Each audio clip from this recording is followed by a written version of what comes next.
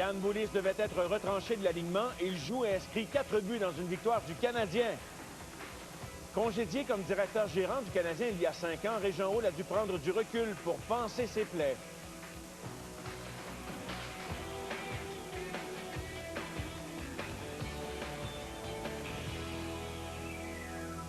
Bonsoir tout le monde. Le Canadien qui n'avait pas gagné de match depuis le 28 décembre dernier, donc tout près d'un mois, mais en faisant preuve d'un optimisme débordant, c'est-à-dire qu'en gagnant demain et samedi, le Canadien, malgré les raclées subies dans l'Ouest, pourrait revenir de ce périple avec, oui, mesdames, messieurs, une fiche de 500. Croyez-le ou non. Entre-temps, il a repassé les pitoyables Bruins ce soir au classement dans l'association Est. Et celui que vous entendez peut-être déjà maugréer, ces murmures nous proviennent d'un grand partisan des Bruins, Gildor Roy, qui, malgré une transaction douteuse, n'en démord pas, demeure un partisan invétéré de cette formation où Harrison Dunn rôde toujours. René Potier est là, bien sûr, avec nous. Bien bonsoir, René. Salut. Bonsoir, bienvenue. Alors, Gildor, le ton est donné. Le ton est donné au match. Parle pas des Bruins. Parle pas des Bruins ce soir. Mais j'avoue que j'ai renié les Bruins quand ils ont échangé Thornton. Ah, je C'est savais. fini. Voilà l'occasion de revenir à la Sainte-Flanelle.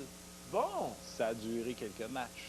Comme quoi? Ah, Mais c'est plus fort que moi. la raison est repartie. Voilà. Ah, Gildor, on pensait qu'il était maintenant converti. Messieurs, qui avait prédit, s'il y en a qui pensent que c'est impossible de faire ainsi, que le Canadien gagnera les 2 prochains matchs, qui est-ce qu'il ne devait pas jouer ce soir, marquerait 4 buts? C'est une machine offensive. Hein? Machine offensive, Yann Boulis.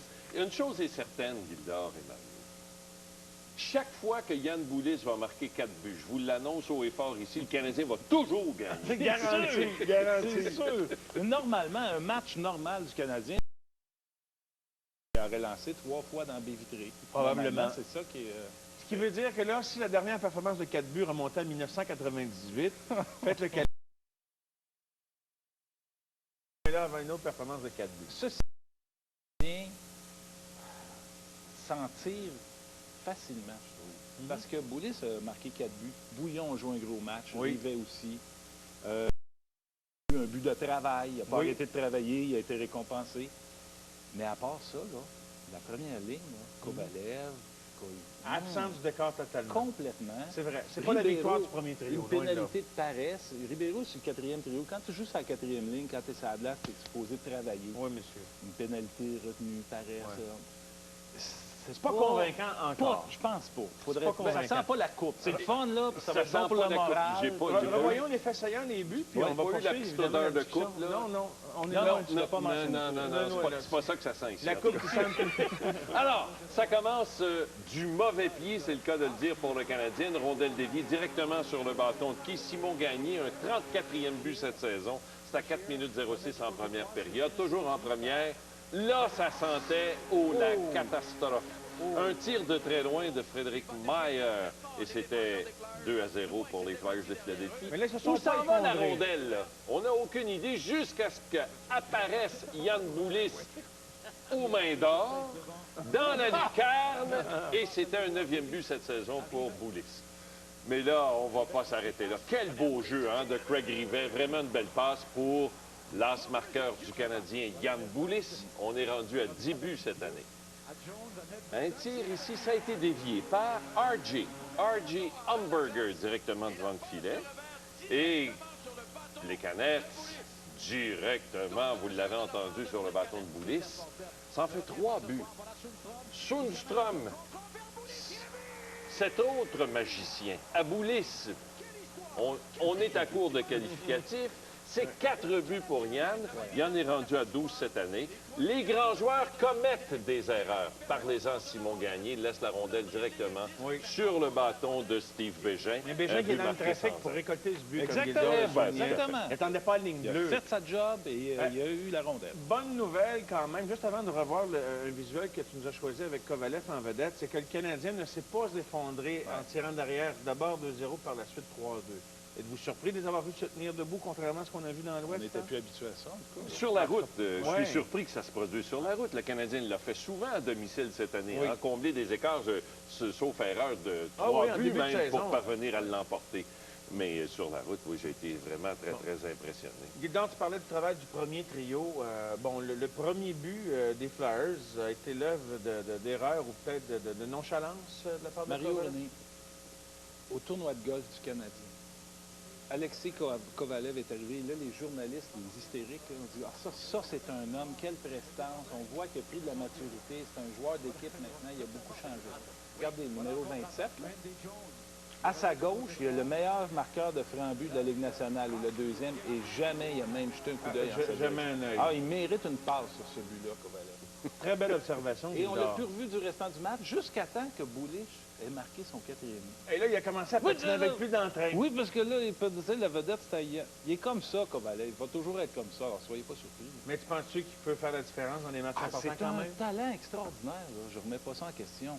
Côté cœur, son cœur est resté dans Comme le Guy toundra. Lafleur le disait en début de saison. Ouais. Tu as ajouté. Ben moi, je veux surtout pas faire de rabat-joie face aux partisans du Canadien.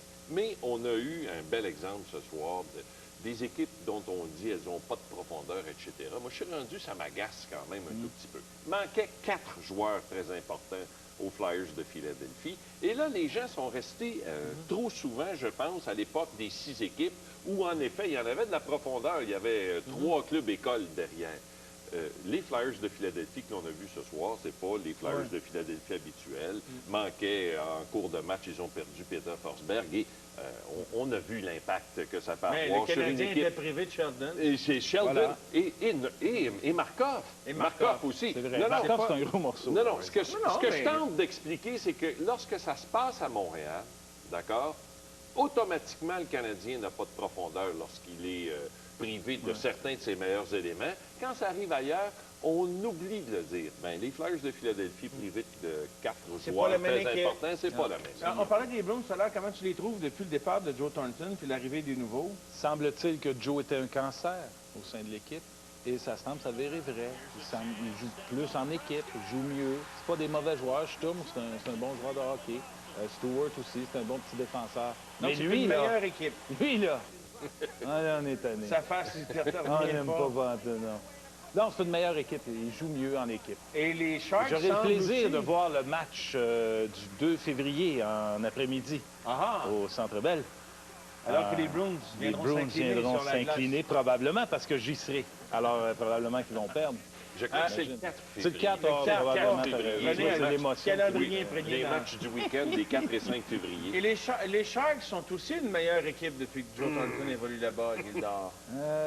Allez-y fort, Gildor. Bon, écoute. Oui, c'est sûr. C'est un joueur au talent formidable. C'est un peu c'est le Kovalev de la région bostonienne.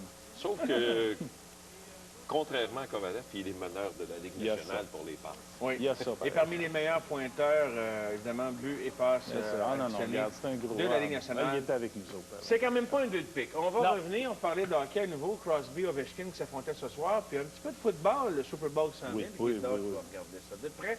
Et d'autres nouvelles aujourd'hui dans le monde du sport.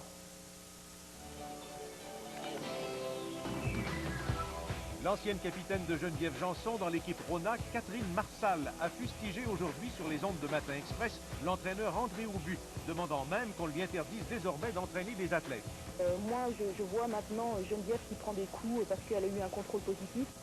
C'est sûr que son contrôle positif, va falloir qu'elle l'assume et qu'elle prenne ses responsabilités, mais je pense qu'il y a d'autres personnes qui sont responsables dans l'histoire.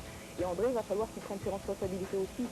Et si Geneviève est suspendue pour contrôle positif à vie, je pense qu'André doit l'être tout autant. Une personne comme ça ne peut pas se cacher éternellement et nier ses responsabilités. Les 12 patineurs et patineuses sur courte piste de l'équipe canadienne pour les Jeux de Turin ont été présentés aujourd'hui à Montréal. L'objectif, 12 médailles. L'équipe masculine sera redoutable comme d'habitude, mais l'entraîneur Guy Thibault est aussi emballé par l'équipe féminine. Ça va être intéressant de les voir, et au relais, et en individuel. On a 3 filles au 500 mètres, 3 filles qui peuvent se rendre en finale. Des patineuses qui sont le fun à regarder patiner, qui font des moves intéressants, des dépassements qu'on voyait moins avant. Et les filles, c'est toujours plus tranquille que les gars. Les gars, il y a beaucoup d'action, les filles en avaient moins. Ils commencent à en avoir un peu plus chez les filles, c'est le fun à voir.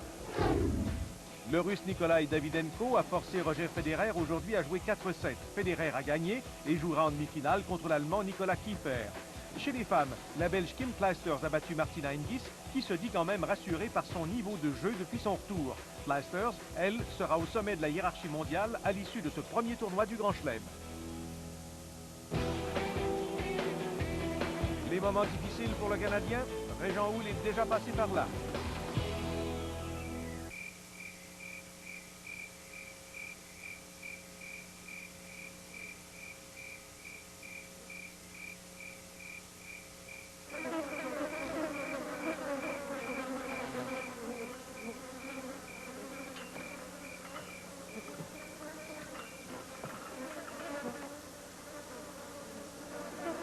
Veux-tu une petite tisane? La capitale vendue, la capitale vendue.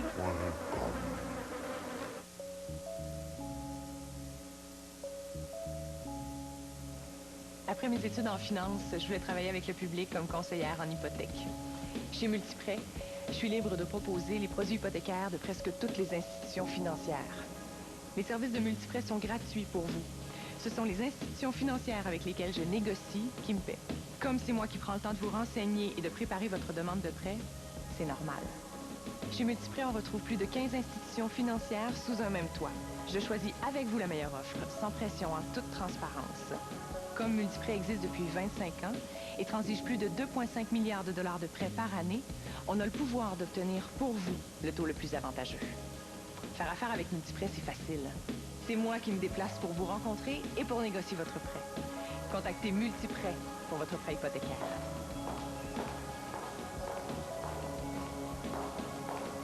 Voyez à votre intérêt.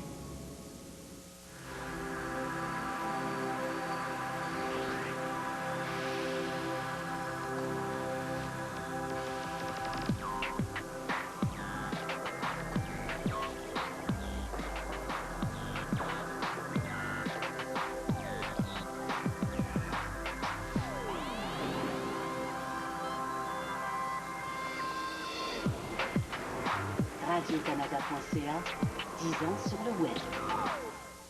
Jeudi. Cette semaine, toute l'équipe d'Infoman se déplace à Calgary pour assister au party des excitants conservateurs de Stephen Harper. Tenez-vous bien, ça va être wild. Infoman, jeudi 19h30 à Radio-Canada. Jeudi soir. Mais il arrivait toutes sortes d'affaires en direct. Oh, pardon? Rien ne m'est impossible. J'en viens pas comme j'étais belle. Ici, Louis-José Houd, jeudi 21h à Radio-Canada. Vendredi. Nous allons faire un tour au pays de la bonne chère vancouveroise, de ses stars et ses obsessions. Et oui, c'est tout ça Cliché, la télé qui nous regarde, et plus encore. Cliché, vendredi, 18h30 à Radio-Canada. Vendredi, on veut la vérité. Un silence de 3 semaines, c'est pas habituel. C'est décidé. Je pars. Et on ne la veut pas. Autoritaire. C'est pas vrai, il m'aime. Il est malheureux avec toi, il me l'a confié. Un monde à part, vendredi 20h à Radio-Canada.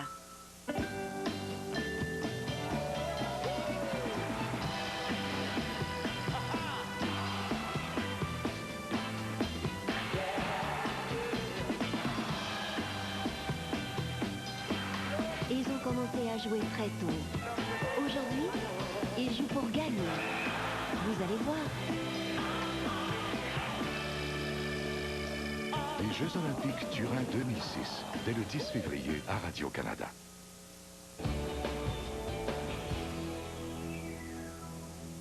Le Canadien vit depuis plusieurs semaines une zone qu'on pourrait qualifier de zone de turbulence, messieurs. Hein? Oui. C'est même généreux. C'est même généreux. Alors, on parle de grosses poches d'air. Il y a eu beaucoup de mouvements personnels dans des postes clés depuis le départ de Jacques Demers et à l'époque de Serge Chavard comme directeur général et entraîneur. Alors, il y en a plusieurs qui se sont succédés et un qui en a vécu lui aussi des zones de turbulence, c'est Régent Houle dans ce poste. Ça a été des lendemains difficiles après son congédiement, mais heureusement pour lui, il est demeuré dans l'organisation du Canadien. Et il a accepté de nous parler de ce que peut vivre José Théodore et de ce que lui a vécu après ces moments-là. Alors voici l'entretien qu'il m'a accordé.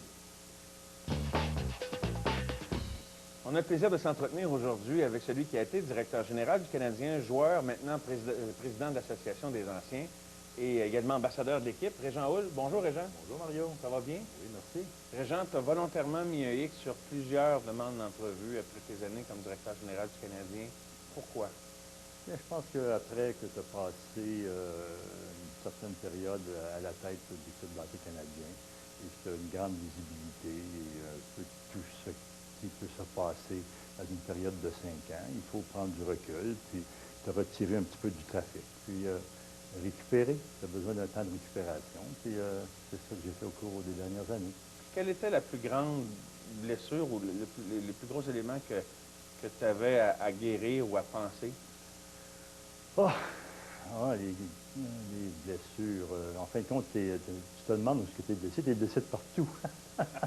Il me semble que tu as mal partout. Tu as mal physiquement, tu as mal moralement, tu as mal mentalement. Ça prend un certain temps. Là. Il faut vraiment se reprendre en main par la suite, puis prendre le temps qu'il faut. Il faut passer à travers tout ça, cette période-là. Au plan humain, au plan personnel, toi, qu'est-ce qui t'a fait le plus mal? Qu'est-ce qui t'a le plus atteint? C'est sûr que la critique comment je dirais bien ça, donc?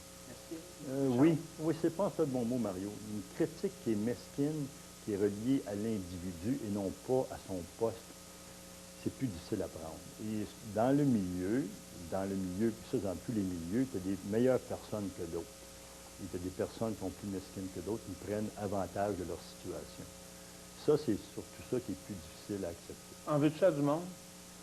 Bon, il y a peut-être quelques personnes que je pourrais dire là, que je trouve qu'ils sont allés un petit peu fort, là, mais j'aime mieux le garder pour moi. Là, puis ça passe. Avec un certain temps, là, c'est facile d'oublier tout ça. Là. Après quelques bateaux dans une soirée avec des bons amis, là, des noms qui sortent.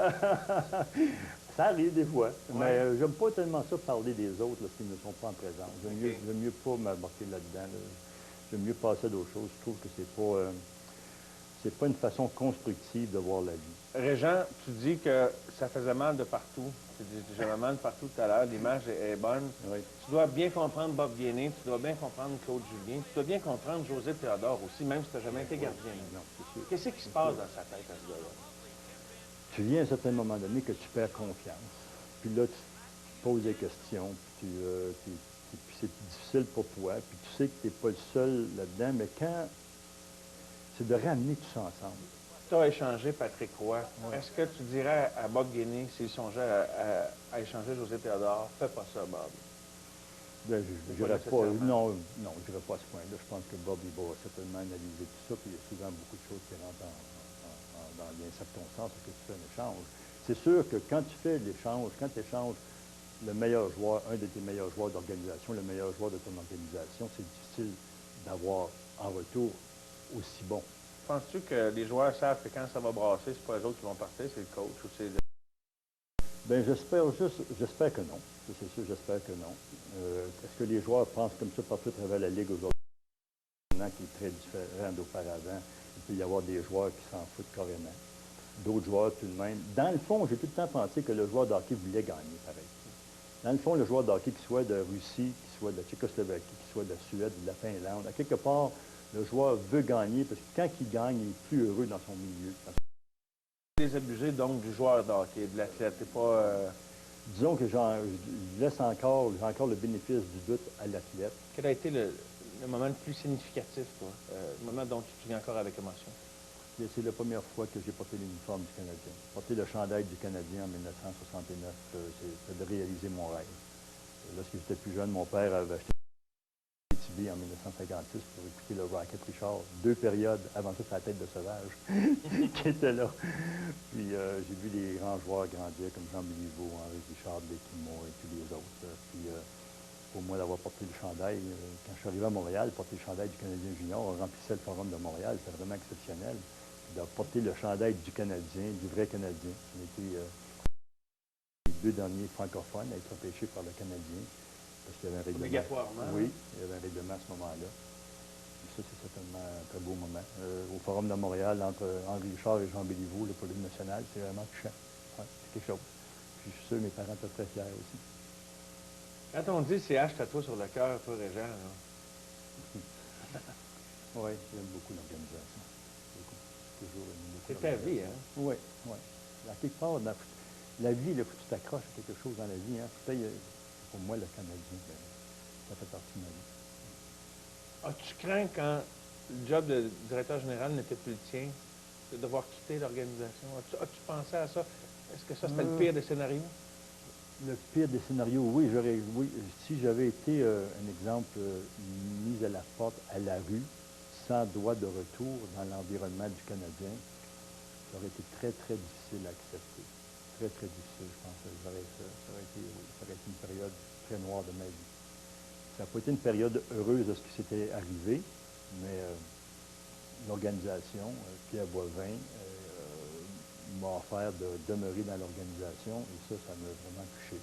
Et d'avoir l'occasion aujourd'hui de travailler avec nos anciens Canadiens et de travailler pour le centenaire du Canadien dans les années à venir, en 2006, pour pouvoir bien fêter le centenaire du Canadien, en espérant que notre équipe va dans le bon sens, mais pour moi, ça me rend très heureux aujourd'hui. Donc, c'est pour ça que ça guérit bien.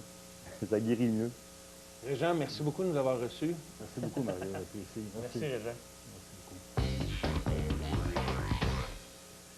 Alors voilà, Régent qui... Très bonne entrevue.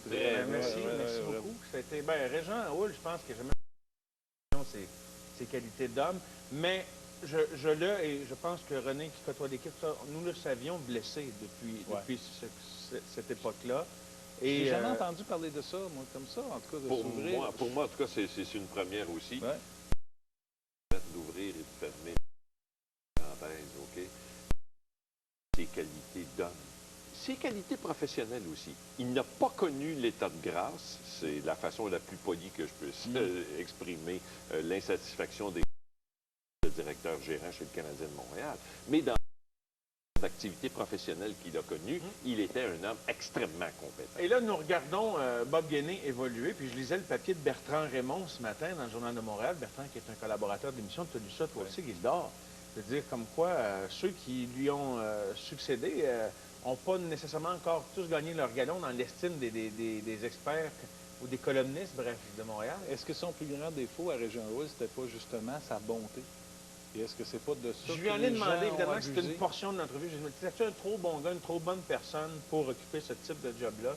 Et lui prétend que non, parce qu'il était capable, puis il était entouré, puis il était capable de se montrer plus dur. Mais effectivement, c'est une pensée qui m'est passée par l'esprit. Confondre la bonté avec la niaiserie. Oui, parce que c'est allé jusque-là. Hey, messieurs, est-ce que c'est tout de suite qu'on va voir Ovechkin? Non, c'est tout à l'heure, je pense, parce que Ovechkin et Crosby s'affrontaient. OK, on va voir ça tout à l'heure. Je voulais te parler un peu de football, Gildor. Bon. Les Steelers de Pittsburgh, ton club? Oui, mon club, depuis... depuis longtemps ou ils t'ont séduit ces depuis dernières semaines? 2 ans. Parce que je suis avec un groupe d'amis, je suis allé voir une partie des Steelers au Heinz Field à Pittsburgh. Je suis allé vivre l'expérience de la NFL dans ce cas-là de plus col bleu, disons. Là. Oui, oui. Et ça a changé ma vie. Ah oui? Puis tu sais, ce qui m'a le plus impressionné, c'est la proximité qu'on nous laisse avoir avec les joueurs. Je te jure, pendant le réchauffement, là, Mario, ils sont comme à cette distance-là. Tu peux te rendre à cette distance-là des joueurs. Ce qu'on n'a pas, ici, à McGill un peu. Mais... Et ils sont gros, et ils sont rapides. Et quand tu as une casquette des Steelers, puis tu es à Pittsburgh, les gens de Pittsburgh présument que tu es leur frère.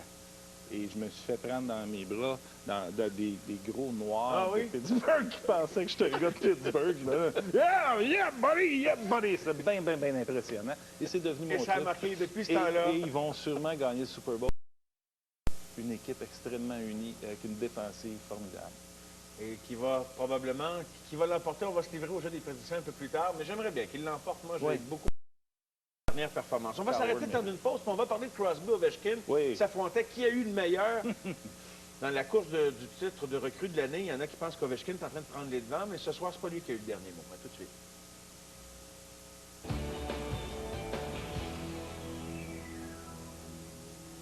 Si vous voulez perdre du poids sans le reprendre, il n'y a pas de secret. Il faut faire de l'exercice.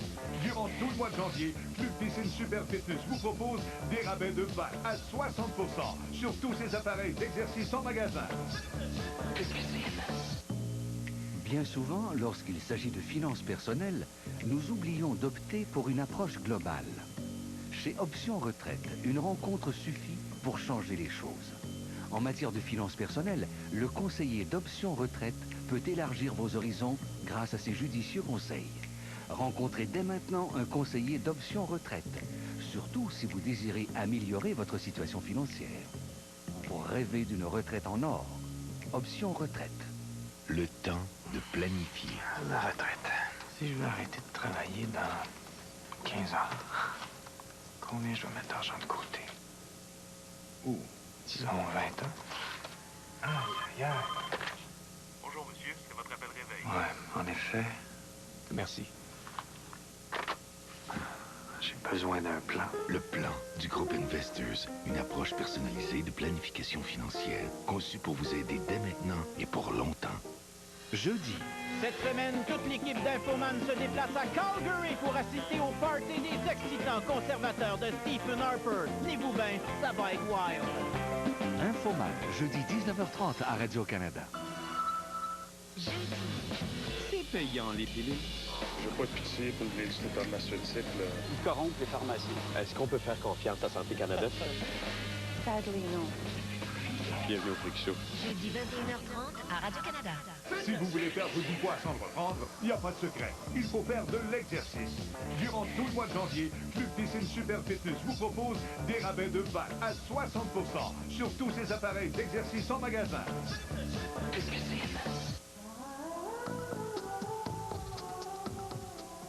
La radio de Radio-Canada invite les auteurs, compositeurs et interprètes qui désirent participer au concours Pacifique en chanson à se présenter le samedi 28 janvier au Studio 1 à Vancouver pour enregistrer gratuitement un démo et s'inscrire au concours. Consultez le site Internet pour tous les détails. Karine Baudouin se rit de la perspective et s'amuse avec les lignes sinueuses. Du coup, les objets semblent s'animer sous nos yeux. Découvrez l'univers fantaisiste des chambres à louer de Karine Baudouin au Centre culturel francophone jusqu'au 3 mars. Le film Le méchant trip de Ilan Saragosti sera présenté au cinéma Van City le 7 février à 19h et à 21h.